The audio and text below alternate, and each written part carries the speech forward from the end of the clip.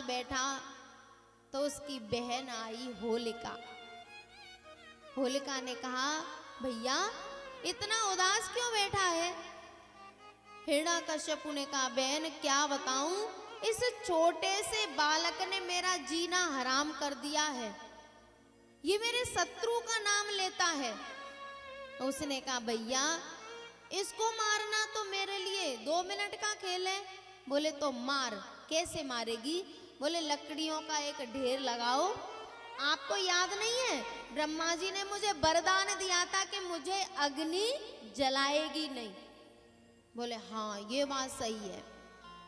लकड़ियों का ढेर लगाया और होलिका प्रहलाद जी को लेके गोद में और बैठ गई और कह दिया कि इसमें आग लगा दो। जैसे ही आग लगाई ना तो प्रहलाद जी तो बस एक ही चिंतन कर रहे थे, क्यों घबराऊं मैं, मेरा तो श्याम से नाता है।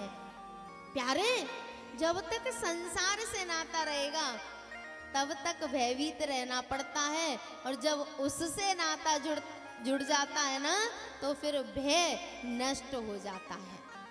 प्रहलाद जी कीर्तन कर रहे हैं बैठे बैठे आंखें बंद करके, और पता चला कि होलिका जल के राख हो गई और प्रहलाद जी का एक बाल भी नहीं जला। सुबह राक्षसों को पता चला कि प्रहलाद जल गया तो मदिरा पान करके और इतने मदमस्त हो गए कि एक दूसरे पर कीचड़ उछालने लगे। दूसरे दिन सज्जनों को पता चला कि प्रहलाद नहीं होलिका जली है। फिर वो एक दूसरे को मिठाई बांटते हैं, गुलाल लगाते हैं खुशी के मारे। और प्यारे, तभी से ये होली का त्योहार मनाया जाता है। इसमें होलिका में आग लगाई जाती है। और एक बात याद रखना, इस होलिका को वरदान मिला था कि तुझे अग्नि जलाएगी नहीं। सही बात है, इसको अग्नि नहीं जलाती, लेकिन ये वरदान नहीं मिला था कि तू किसी भगवान के भक्त को जलाएगी और अग्नि तुझे नहीं जलाएगी।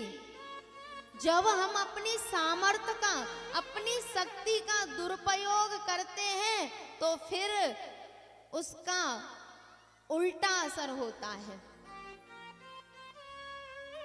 एक भगवान के भक्त को जलाना चाहती है। भैया होलिका जल के मर गई और प्रहलाद जी ज्यों के त्यों।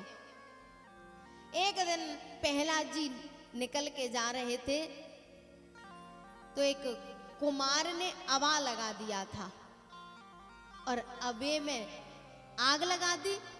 मटके रखे थे, जैसे ही आग लगाई तो उसको याद आया कि एक मटके में बिल्ली के बच्चे रखे थे।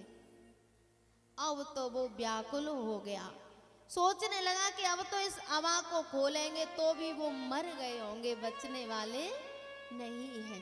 तो दोनों पति पत्नी आंखों से अश्रुधारा बह रही है और भगवान का भजन कर रहे हैं, रोते जा रहे हैं और भजन कर रहे हैं।